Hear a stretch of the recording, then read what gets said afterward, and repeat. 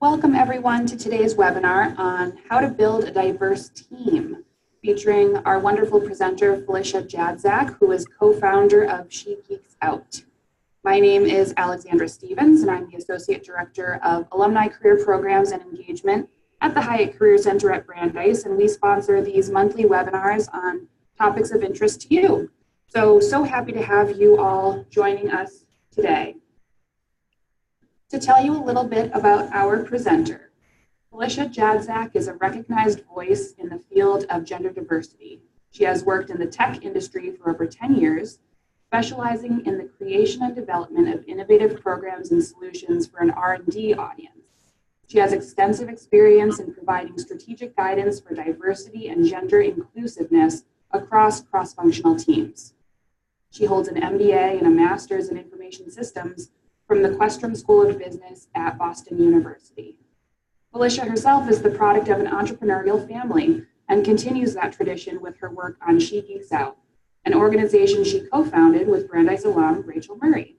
So Felicia, welcome. The floor is yours. Thank you so much, Alexandra, and thank you for that lovely introduction. Hello to everyone on the call. I'm super excited to be here with all of you today.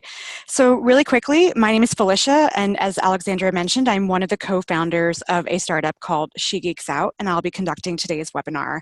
And although I myself am not a Brandeis graduate, my business partner, Rachel Murray, who is also pictured here, is a member of, or I should say, is a product of Brandeis and a member of the class of 1997.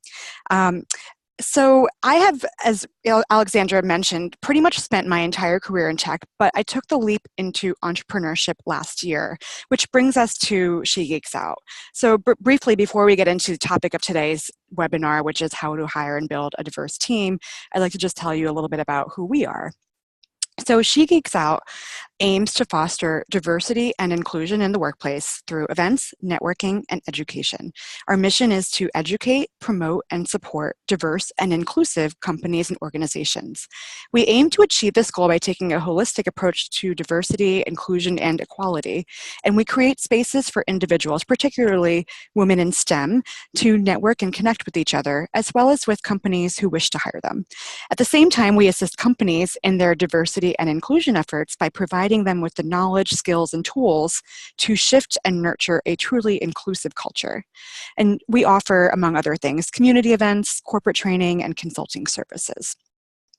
So we were started as a group for women in tech in 2013 in Boston, and we formed as a company in 2015. We currently have 2 locations, Boston and New York, and our community numbers more than 6,000 people. We've held 90 events so far, and we have more than 50 corporate sponsors. We've trained on our diversity and inclusion training side more than 400 individuals. We've released over 60 podcast episodes, and as a final note, we are fully self-funded. So I'm going to quickly run through the agenda for today's session. As Alexandra mentioned, if you have any questions as we go along, please feel free to chat them to us, and she'll be monitoring the chat, and we'll have a chance to go through and do some Q&A at the end. So first, I'm going to go and define what we mean and what I mean by diversity and inclusion. Then we'll talk about what an unconscious bias is. We'll go through some research to put all of this into context. Then I'm going to talk about how to write an inclusive job description, moving on to where to source underrepresented candidates, and then we'll do some wrap-up and Q&A as I mentioned. So I'd like to start us off with a poll, and I think Alexandra is going to get us set up with that. The poll is, what are your thoughts around diversity? And if you could just take a moment to go through and answer the questions. And if you select other, if you could please explain your choice in the chat. Alternatively, if you've had any experience hiring inclusively or for diversity, please feel free to let us know in the chat function as well. So just for those of you on the phone, the options are diversity is good for business, diversity is a stated priority for my organization, diversity is made up of multiple elements, diversity is a buzzword, or other. So I will give a couple minutes for that. And Alexandra, feel free to let me know once you think it's time for us to move on and see what the poll looks like. Yeah, absolutely. So the answers are coming in, which I love to see. I love to see an interactive group. That means we'll have a great hour together. So one of the comments in the chat was, thinking about moving away from diversity and towards equity. So Mm-hmm. that's one of the thoughts around diversity. Great. I'll give you a couple more seconds to weigh in. This is the first of 2 polls we'll be doing. And then we're going to go ahead and end the polling and share the results with you. So, okay. Felicia, 81% of folks think diversity is good for business and it's made up of multiple elements. Mm-hmm. About 69% say it's a stated priority for their organization. And about a quarter say diversity is a buzzword. Mm-hmm. So back to you. Okay, great. Well, thank you everyone for sharing. Oops. And so really briefly before I get into this definition here, I think that the poll results kind of reflect where we are with today's society. It's still seen as a buzzword, but people are starting to see the value in it as a business proposal.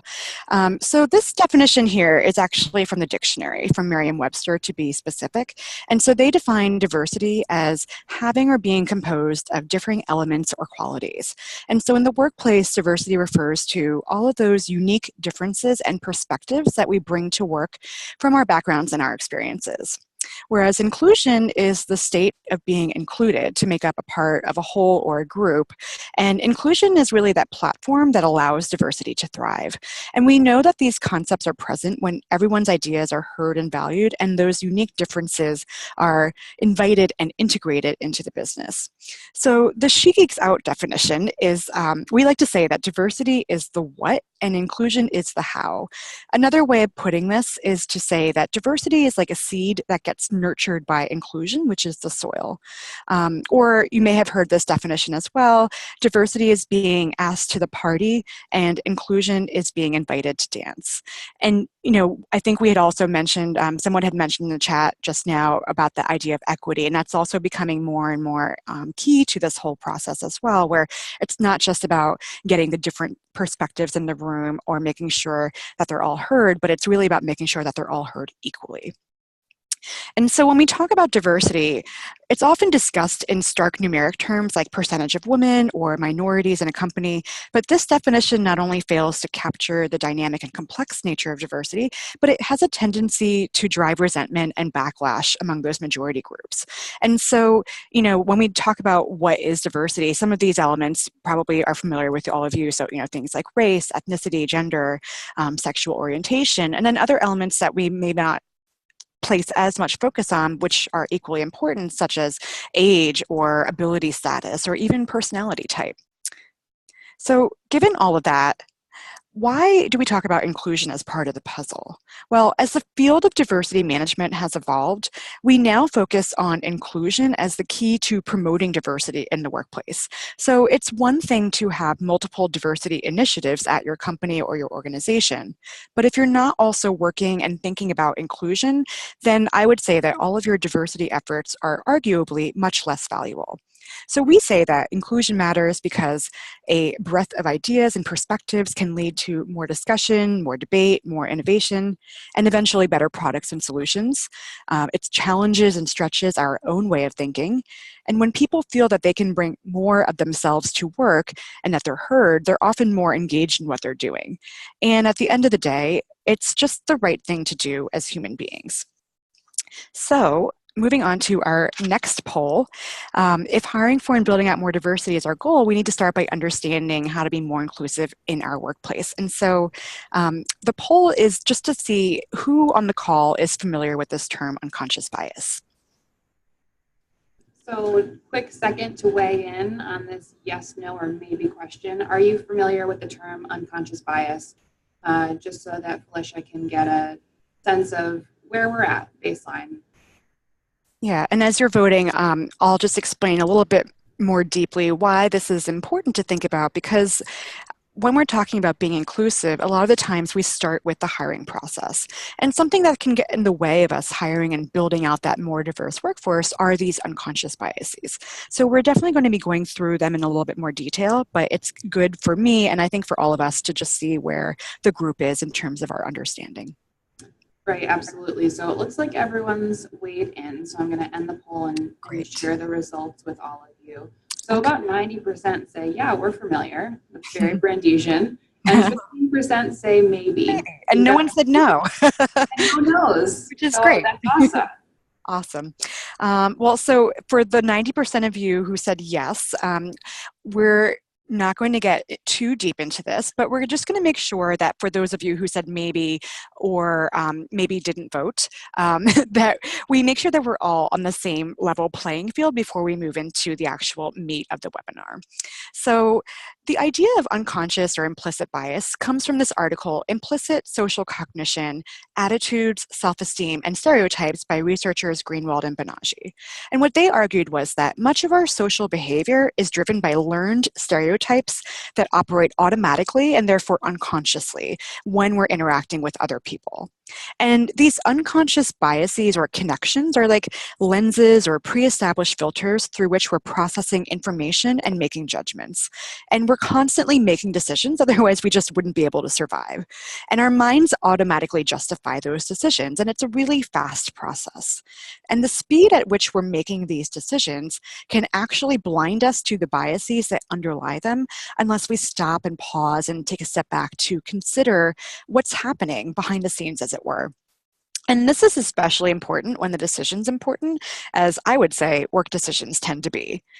I want to note that these biases, given their very nature, can be quite incompatible with our core conscious values. So most of us would say that we're reasonably ethical or unbiased, right? I mean, I would say that for myself, and I am making an assumption that most of you would say that as well. But there are two things to keep in mind. So first, everyone has these biases, and they tend to come out when we're busy or multitasking or stressed, which, again, making an assumption here, but that's a pretty good description of my daily work life. But these biases are not permanent. And second thing to note, it's not about whether the biases themselves are good or bad. It comes down to awareness. So the first step to addressing biases, in addition to the education, is awareness. We want to make some of that unconscious conscious so that we can be better informed about ourselves and our viewpoints as we're making decisions, and hopefully mitigate some of that impact that these unconscious biases might have on all of that process. So I found it helpful to put some of this into context. And there's a lot of research that has been done on these topics. And so today I'm going to go through just 4 studies which address unconscious bias and how it plays out in hiring. So the first study is blind auditions for orchestras, and this is a pretty famous one, so some of you on the call may be familiar with this. For those of you who are not as familiar, what this study looked at was, in the 1970s, roughly only 10% of orchestra members were women, and conductors routinely made statements denigrating the technique of these female musicians, calling them more temperamental, unsuited to orchestras, and some refused to hire women at all. So around the same time, many of the top orchestras and symphonies started introducing what they called blind auditions. And this was where they used actual physical screens to prevent the judging panel from seeing the candidates who were auditioning. Because if you think about it, as a musician, it shouldn't matter what you look like or what you're dressed as or what your gender or sexual identity is. It should really just matter about the music. So these 2 professors from Princeton and Harvard conducted a study that looked at the impact that blind auditions had on hiring in this industry. And what they found was that by the 1990s, the number of female musicians had increased to 35%. So their study concluded that the blind audition increased the probability that a woman would advance from the preliminary rounds of auditioning by 50%. And the likelihood that they would ultimately be selected was increased several-fold. So nowadays what we see is that many orchestras are close to 50% parity, or even actually 60% women. The next study is race in the labor market. So in this study, the researchers sent out fictitious resumes to help wanted ads in Boston and Chicago newspapers. And those resumes were randomly assigned either white-sounding names such as Emily or Greg, or more African-American sounding names like Lakeisha and Jamal, for example.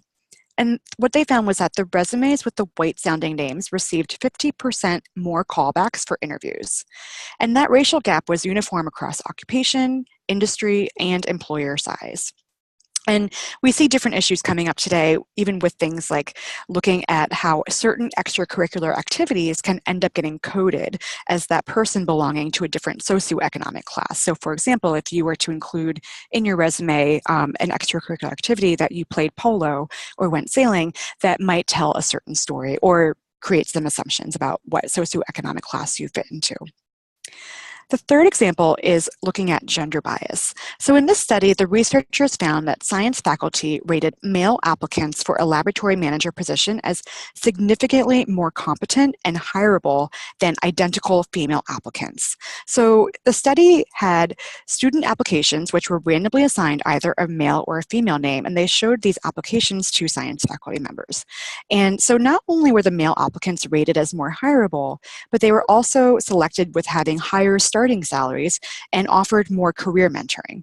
And what was interesting was it didn't matter whether the faculty member themselves were male or female. And a quick note on the comic in this slide. So this is an XKCD comic, which is a web comic online, and it touches on how when a man does something wrong, it's his own individual mistake, but when a woman does something wrong, it can be taken as a confirmation that all women or all girls are inferior. So the final study to look at is diverse hiring. And so this study looked at when it comes to creating a diverse candidate pool, quantity actually can make a difference with gender and ethnicity. So the researchers had students evaluate candidate pools for a job with the candidates all having the same qualifications.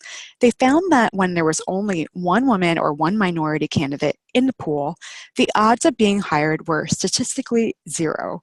However, when they created a new status quo by adding just one more woman or one more minority candidate, the people who were reviewing it actually considered hiring a woman or minority candidate. And so the takeaway here is that having at least more than one diverse candidate in the hiring pool does make a difference. Because if there's only one, whether it's a woman or underrepresented group candidate, it highlights that, for example, if it's gender, it highlights that she is different from the norm, and deviating from the norm can be risky for decision makers. So this is one step for overcoming our unconscious biases to get that two in the pool effect. So we're now going to use this shared awareness and vocabulary and see how it applies to the workplace. So we see biases showing up in a few key areas: interviewing and hiring, our daily interactions with each other, career development, and competence assessments. And today I'm going to be highlighting 4 types of unconscious biases that commonly come into play in the workplace.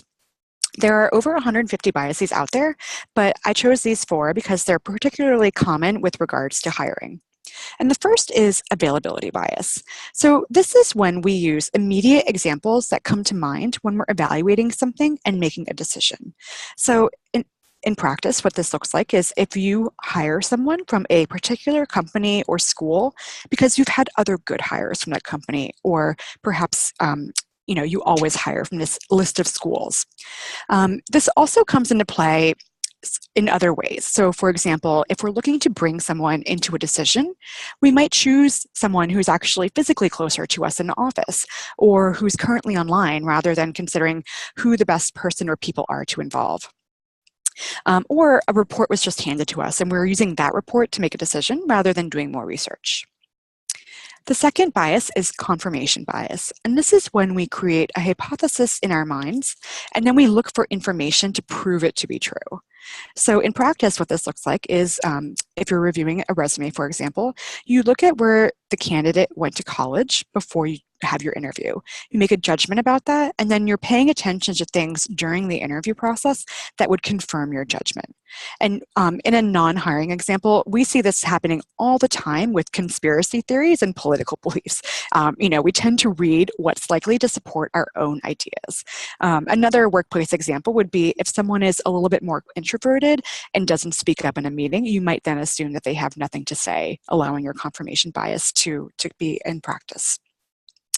The third bias is anchoring bias, and this is when we place too much value or attention on the first piece of what's often arbitrary information that's offered to us.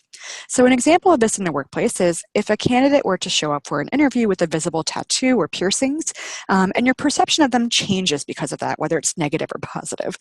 We actually have someone on our team who used to be a diversity recruiter at McKinsey and Google, and she tells a story about she met a candidate one time who showed up for an interview with actual filed down vampire fangs for their teeth, and the whole time she just anchored on that one piece of information and does not remember years later whether this person was qualified, what their skill set was like, how they did in an interview, if they actually got hired, because her anchoring bias came up so strongly.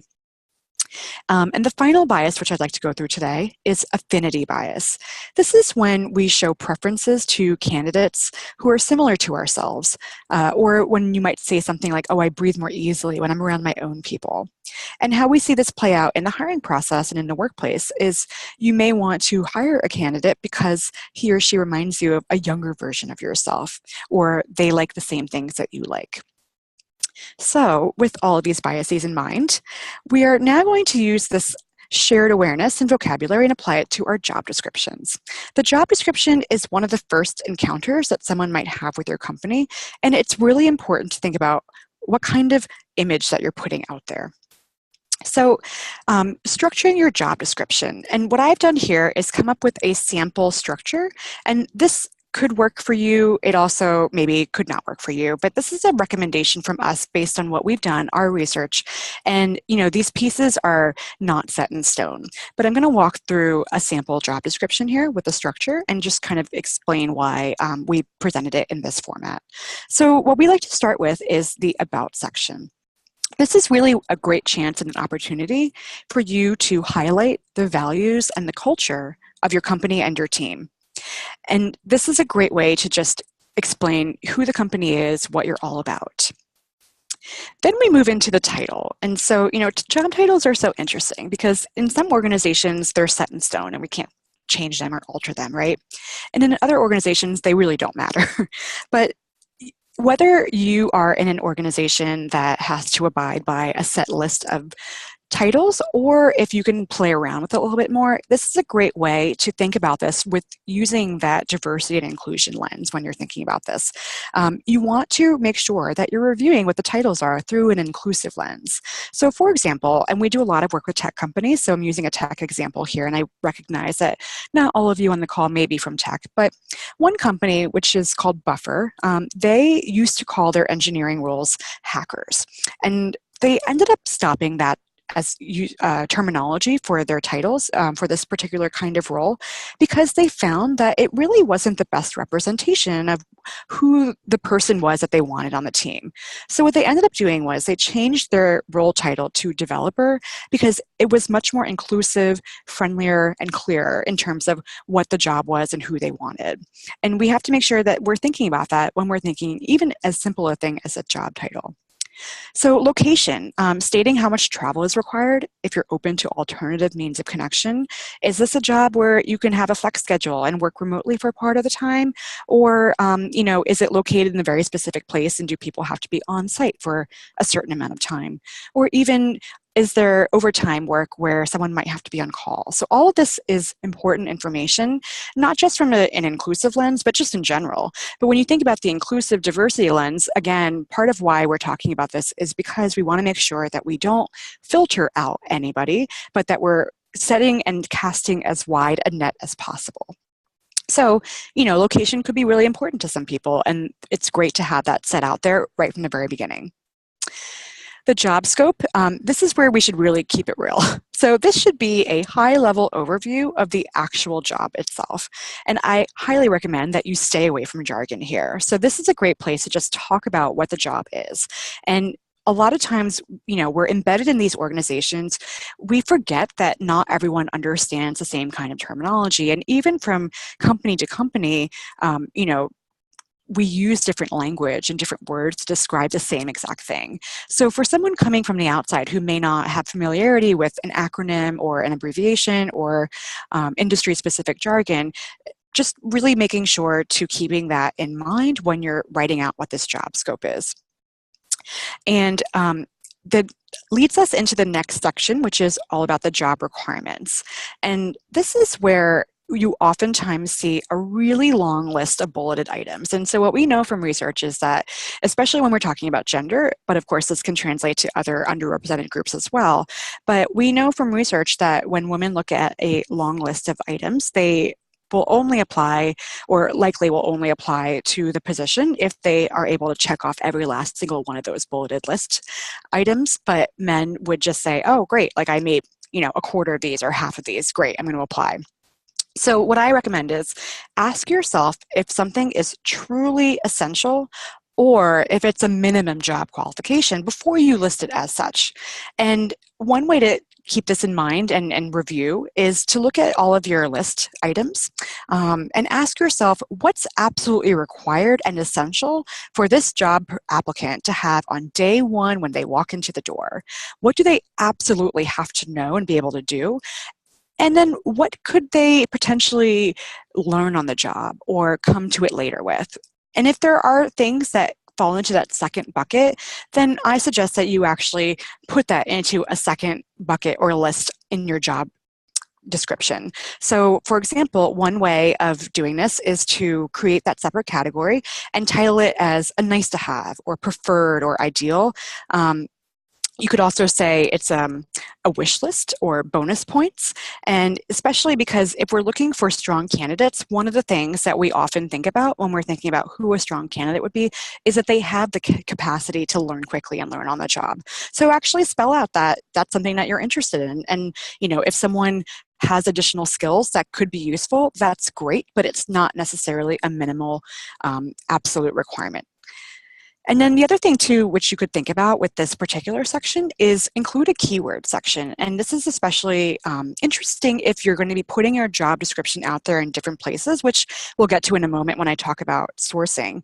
But again, if you do have jargon or if you do have things that you want to include, but aren't sure where to put them, a keyword section could be a great place because it's another way for you to include what is important to you, but not necessarily have it be a filtering out mechanism. Then talking about benefits, perks, and salaries, this is a great place in the job description itself to highlight your inclusive benefits at the company. You could consider including a salary band, and you could also highlight inclusive benefits like parental leave policies, employee resource groups, any opportunities for training and development.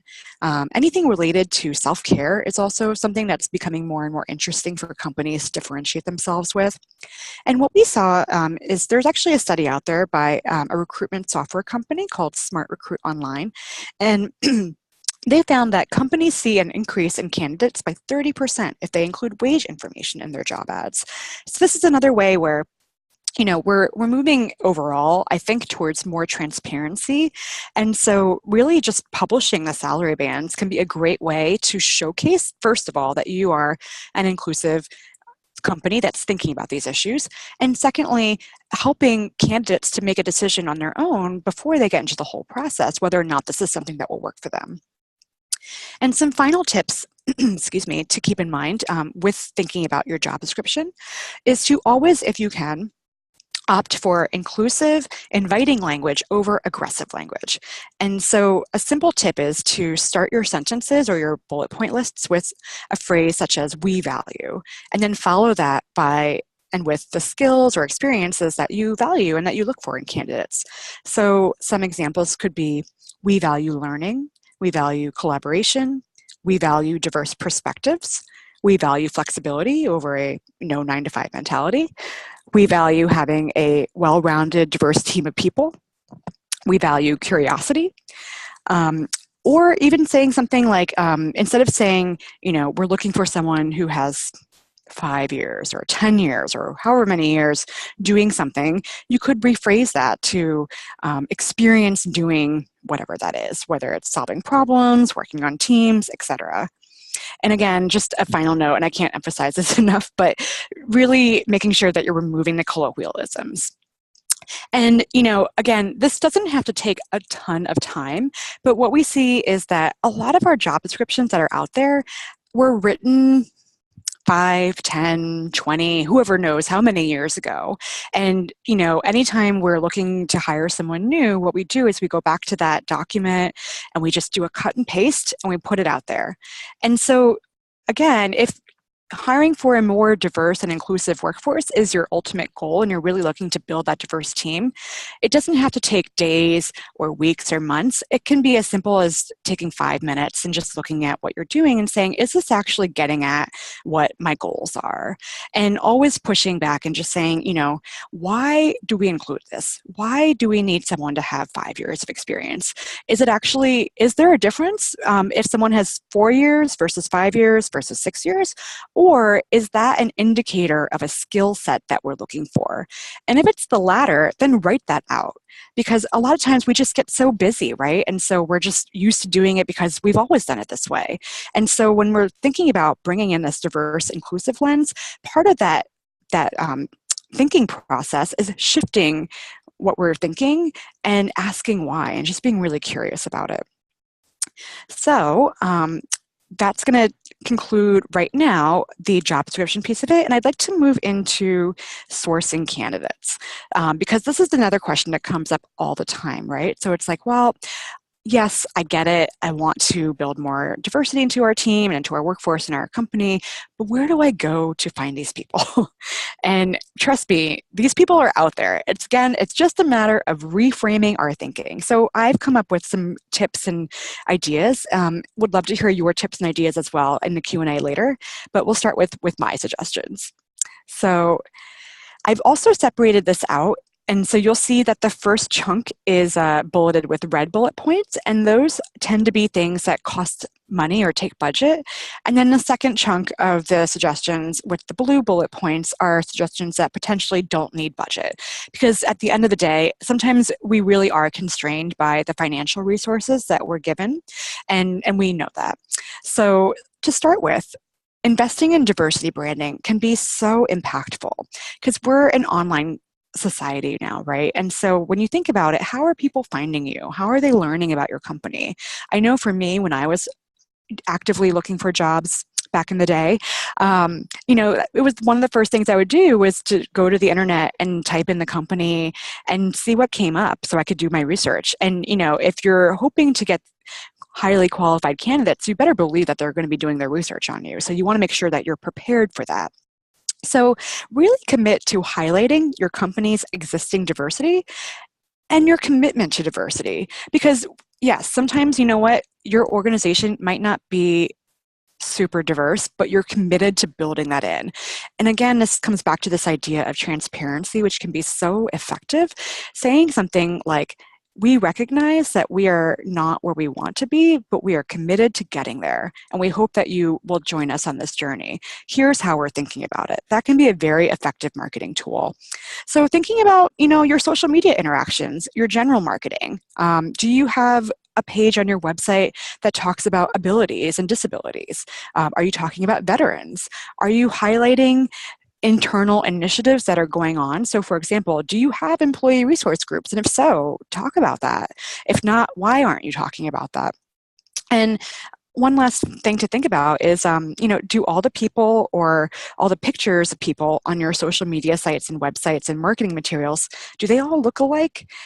It's something to think about. The second point is just attending, running, and sponsoring events. So, attending career fairs that are specifically geared towards minority groups or underrepresented groups, or that are at places in schools that you don't normally target. So again, we talked a little bit about this with the biases, but a lot of times when we're recruiting, our recruiting teams have lists of schools that they look at. And I know from personal experience, my last company had a tier 1 list, a tier 2 list, and then everybody else when it came to schools. And the tier 1 list, would a lot of times generate people who all look the same. And so it was, Harvard, MIT, Stanford, Yale, Columbia, all of these, top tier schools. But guess what? That's a very small population of people in which you're drawing from. So if let's say you're really focused on expanding out, race or socioeconomic status within your team, maybe is college actually something that's necessary? Maybe look at people who don't have a traditional background or who are attending a historically Black university or college. So these are places and opportunities where you can really sort of try and target other specific groups that would get you to your ultimate goals. The next bullet point is about giving back and funding scholarships. This can be a great marketing tool, but it can also be a really great way for you to connect with people who you might not connect with normally. So again, this is in the first bucket because this requires money. So it does require some budget. It doesn't have to be a lot, but you could be funding scholarships for diversity-focused organizations. You could also be funding scholarships for individuals to attend conferences or seminars on your behalf. So that's a great way to support people it doesn't look like a direct sort of recruiting scheme necessarily, but you're really committing to raising up the community as a whole. And with this particular one, one thing that I would note is that a lot of times we tend to limit our scholarships and events and career fair attendance for the college community, the undergraduate community. But there are many, many highly qualified candidates out there who are not traditional, who might be out of college, who might have left the workforce for a little bit and now are coming back in. And we see this all the time where there will be perhaps like a scholarship to attend a career fair or a conference, but it's limited to 21 and under or in college only. And, it might be just as valuable if you take that limitation out and see who's applying, because you might be expanding the scope of who you're normally interacting with. Outreach and targeted hiring. Again, reaching out to specific targeted communities. There are many targeted hiring websites that you can use. For example, using tech again as an example, there's a wonderful group based out of New York, but it's international, called Tech Ladies, and they have a job board, Hire Tech Ladies, and it's just filled with massive amounts of people, highly qualified women who are looking to get roles in tech. And I think the community is around 15,000 people total, and that's one example of a highly specific, highly targeted hiring website. And there are many others depending on your company, your organization, your industry, and the groups that you're looking to get some visibility with. So moving on to the non-budget specific suggestions. So this is one of my favorites, Life Beyond LinkedIn. So LinkedIn, it's definitely out there, right? And it can be a very valuable tool for recruiting teams and for individuals, but it shouldn't be the only place you use to find candidates. And it shouldn't just be you type in a search and leave it at that. So there are many ways to take advantage of LinkedIn, first of all. So you can use affinity groups to post jobs, as well as Boolean string searching of terms like fraternity, sororities, colleges, etc. But you could also, like I said, move beyond LinkedIn and explore other types of recruiting methods. And so there's some things out there, two which come to mind are gap jumpers or Blendor, and those are designed to create a more merit-based hiring process. Employee resource groups, I've mentioned this several times. Some of you may be more familiar with this as affinity groups or, sort of a birds of a feather groups internally. There's different terms for this, but ERGs tends to be a pretty standard one. And this is just groups of employees who are forming together around a shared identity. So for example, women or LGBTQ, African American, Hispanic, Latinx, there's many different variations upon this. If you do have employee resource groups at your organization, involve them and ask them to share out job opportunities within their networks. I will note that sometimes referrals could be a little bit problematic in terms of not resulting in a range of candidates, but we've seen that data-driven employee referral programs that specifically target diverse individuals do tend to have high success rates.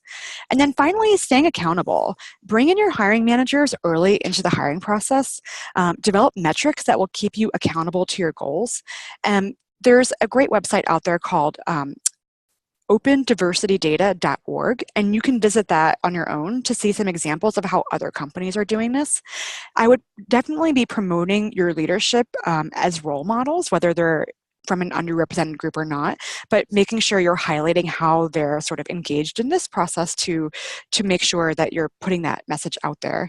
And finally, track every channel that you currently use to get people in to build your teams, and keep tabs on how effective each method is. Do you actually know today which channel is more likely to produce a high quality diversity candidate? And if you don't, then you should start looking into that. And you could start considering implementing rules and structures such as the Rooney Rule, where you do not move forward in the hiring process until you have at least one. And if you remember our research from earlier, I would say at least 2 people from an underrepresented group that you are looking to hire from. So that brings us to our wrap up and Q&A. And so I'm going to have some tips to leave you with and some wrap up. But as I start moving into that piece of it, I'd like you to invite you to add in your questions to the chat if you haven't already done so. And then we'll have some time to go through the questions and hopefully get those answered. So some final tips to keep in mind. Pause to consider your biases before you react. So in other words, ask yourself why you're thinking or acting a certain way, particularly in certain situations such as reading resumes, creating job descriptions, interviewing, providing feedback to an employee, or even just listening and observing in meetings. Review your currently posted job descriptions and hiring processes with an eye towards your bias and your word choice. Again, thinking, why is something in here? Not just, oh, this is in here because it's always been in here. Take a look at your recruiting process and see where you can be more welcoming and inclusive for candidates.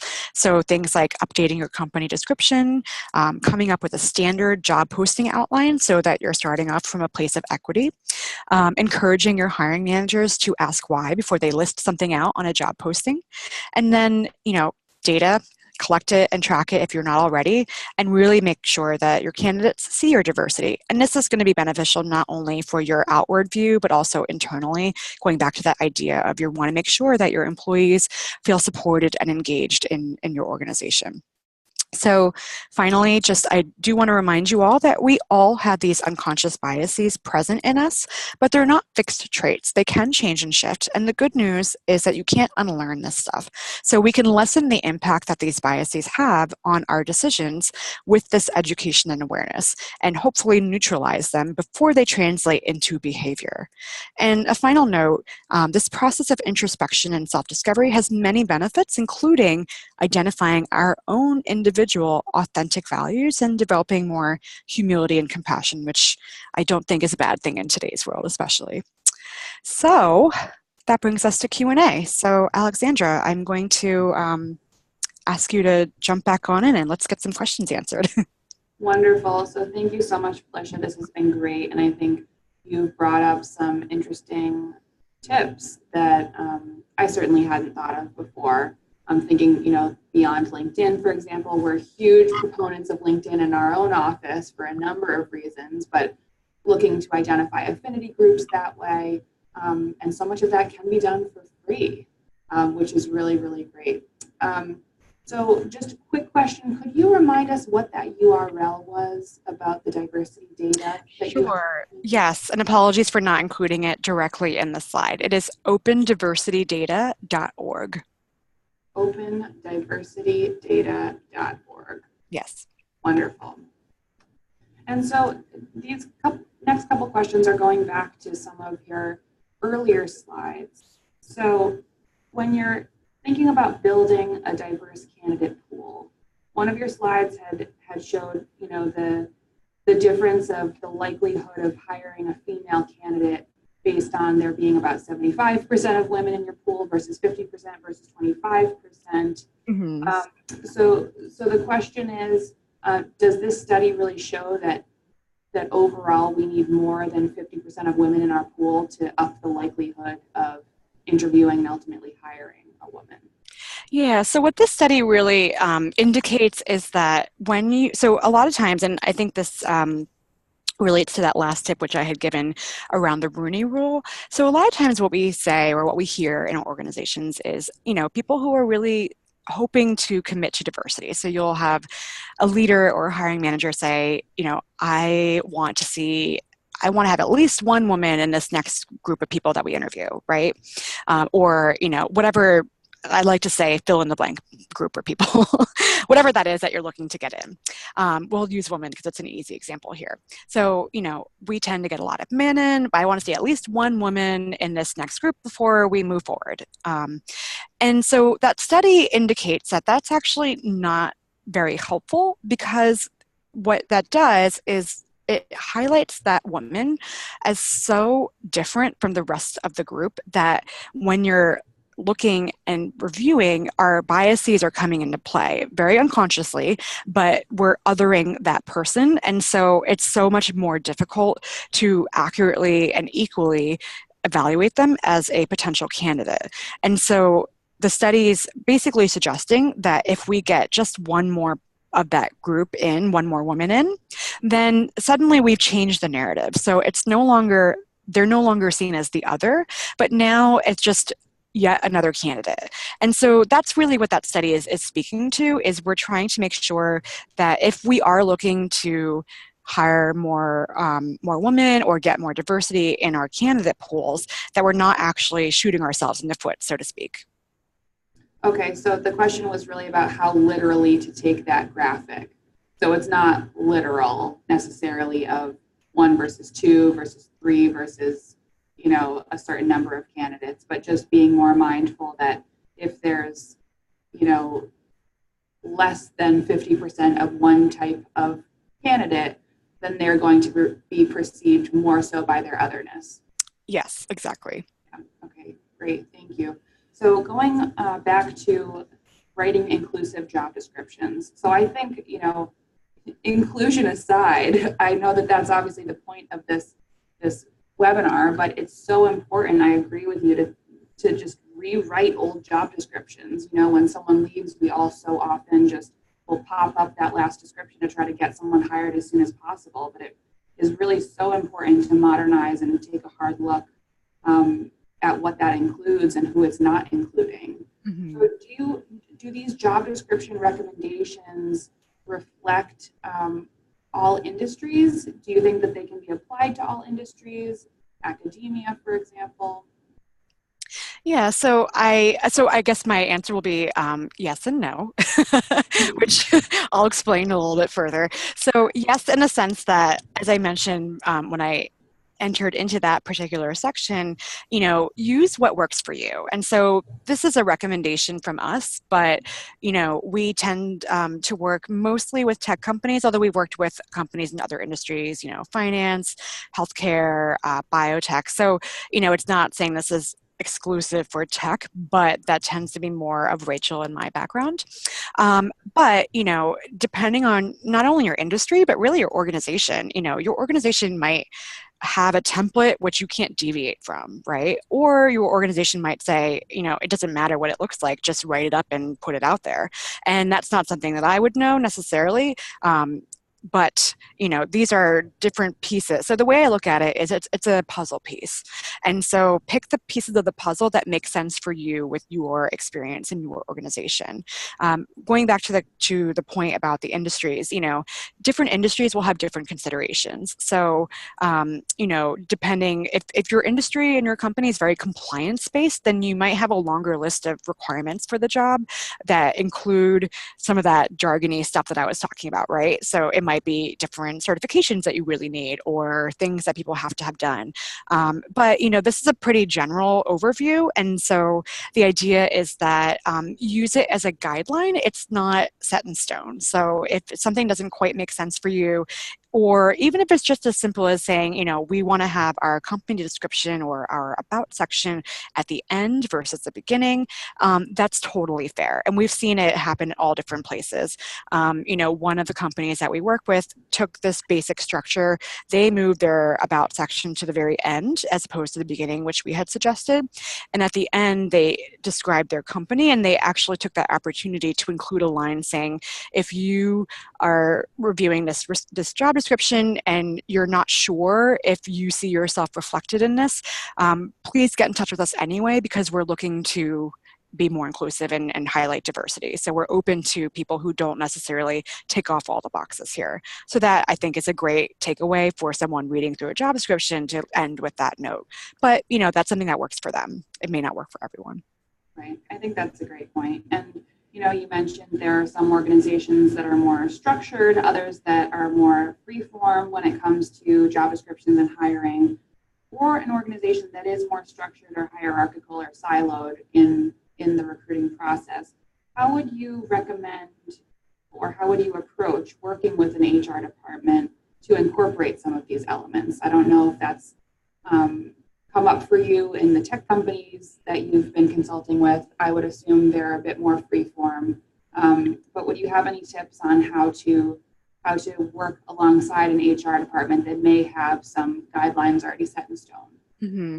Yeah, it's interesting because most of the companies that we work with, whether they're tech or not, we actually end up working more directly with HR to start with. And so that's partially why you may have noticed I do bring in this idea of the hiring manager quite a bit, because, what we see is that and this is obviously not true for every single instance, but a lot of times what we see is that for example, the job description will be written up by a hiring manager, passed on to the recruiter. The recruiter will then go out and source candidates, present them to the hiring manager. There might be a panel of people interviewing, and then ultimately, a bunch of people make a decision and somebody gets chosen and gets hired. So with that idea in mind, what we're really suggesting is that whether you're on HR side or if you're on a non-HR side, it's really about collaborating and being open about your goals. And so, if you are on the non-HR side and you have sat through this webinar and this maybe speaks to you and you think this could be useful, opening up that dialogue with your HR team, or maybe even just seeing what's the actual process. Some people don't know what the process is and they only see one small piece of it. Other people may have more insight and overview into how all the pieces fit together. One of the things that we also say, particularly if we're talking to people who are more on the recruiting side, is that it should really be a partnership. And so again, this idea of pushing back politely but firmly, and asking why can be so impactful, because we're all just moving through things really quickly. We are busy. We have a lot of stuff going on, and just asking, why do we have this guideline in place, or why is this a thing that we must do, or why do we only look at these schools, or why do we have to have XYZ when it comes to interviewing? Because sometimes there is no good answer. And if there's no good answer, then that's an opportunity to step in and maybe rewrite the narrative a little bit and allow for a little bit more inclusion. Great, thank you so much. So this next question goes back to the notion of unconscious bias. Mm-hmm. Do you have any other tools that you could suggest beyond implicit association tests, IATs, Mm-hmm. to help identify unconscious bias in that self-reflection phase? Yeah, that's an interesting question, and it's doubly interesting, and I'm not sure if this was the intention of the person who asked it or not, but for those of you who may not be that familiar, so the IAT it's a test. You can go online and take it, or there's paper versions as well, and the idea is that it sort of uncovers or showcases to you what your own implicit unconscious biases are. In recent years, there's been a little bit of controversy surrounding it as to whether or not it's actually an accurate representation or useful. And that's sort of still playing out. So I normally don't recommend that people do it unless they're interested, but it's not sort of one of the things that I say you must do this when we're talking about our own unconscious biases. There aren't any other tools that I am aware of at the moment. So what I would say is basically it just really comes down to this education piece. And so, personally, with She Geeks Out, one of the things that we have been doing is we've been developing out a library of different unconscious biases, because as I mentioned, there are so many of them out there. That's something that we use internally, depending on the clients that we're working with or the situations that are arising. But it's quite illuminating just to realize how many different biases are out there. And so, one thing that listeners on this webinar can do is just Google it, which I realize is not necessarily perhaps the answer you were looking for, but you can Google and just find examples of many different biases. There's negativity bias, self-serving bias, beauty bias. There's all sorts of different things out there. And so if you're looking to sort of self-educate a little bit more, that's one way to go. There are, of course, a lot of books out there. There are some books, A Blind Spot is one of them, which I think was written by the researchers that I mentioned who sort of came up with this IAT example to begin with. But there's just so many articles and resources out there right now. So there's quite a rich variety that's out there. So that's what I would recommend. Great, thank you so much. And we've actually, based on popular demand, these topics are so important to Brandeis alumni. So we have several archived webinars as well that address some of these topics. We have one specifically on gender bias in the workplace that goes into some additional research and some self-reflective exercises for people. So when you get the link to the archived webinars page, please check that out.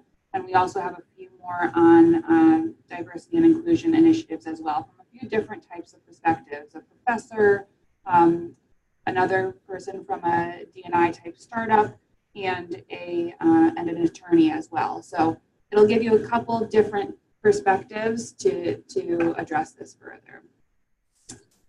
So we are nearing the end of our time together. We have about 5 minutes left. So if there aren't any additional questions, I want to throw it back to you, Felicia, to just wrap up and share any final thoughts you have with the group.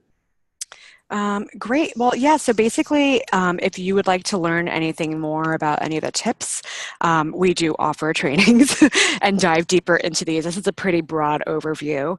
I also, like I said, we have an internal list of resources and different things to share. So if you're interested, please feel free to check out our website, www.SheGeeksOut.com, or you can also follow us on various social media channels. We do have some diversity and inclusion resources directly on our website, and we're happy to share out some more as well. And we also, if you're interested, you can sign up on our website for a diversity and inclusion specific newsletter, which we send out every other Thursday. It's a curated collection of the latest and greatest in articles, news, and research that's out there. And that's another great opportunity to self-educate a little bit more. So I highly recommend that you do that if that's of interest. Also, please feel free. I'm always happy to talk to people and follow up. You can email us directly at hello@SheGeeksOut.com, and I'm more than happy to follow up with any of you. And thank you so much for listening today. So I'll pass it back over to you, Alexandra. Wonderful. Thank you so much. Again, this is such an important topic, and I think one that so many of us struggle with. So I hope that these give you all some good ideas of where to start in your own organizations. So a couple next steps from the Hiatt Career Center. One is we hope you'll take a minute to fill out our satisfaction survey. You'll get the link in the follow-up email to let us know how we did. This is also a great opportunity to share any additional topics that you'd like to hear webinars on in the future. We are currently planning our spring calendar, so all of your suggestions will be fully taken into account. We do have our next webinar scheduled for January 24th. I'll be leading that one on building your Brandeis alumni network. So if you'd like to sign up for that, we'll be delving quite deeply into LinkedIn for both personal branding and outreach purposes, how to find fellow alumni using the alumni directory, and also how to connect with different affinity groups and regional alumni clubs through Facebook. So we'll run the gamut on online resources to help you find fellow alumni that you want to speak with. We also have our own LinkedIn group called Brandeis University Career Connections. I hope you'll join us there. And Brandeis undergraduate students and alumni also have access to free career services for life through the Hiatt Career Center. So you're welcome to contact us to schedule an appointment either over the phone, in person, or via Skype. So again, thank you so much for joining us today. Thank you so much to Felicia for your wonderful presentation, and we hope to see you all at our next January webinar. Thank you so much.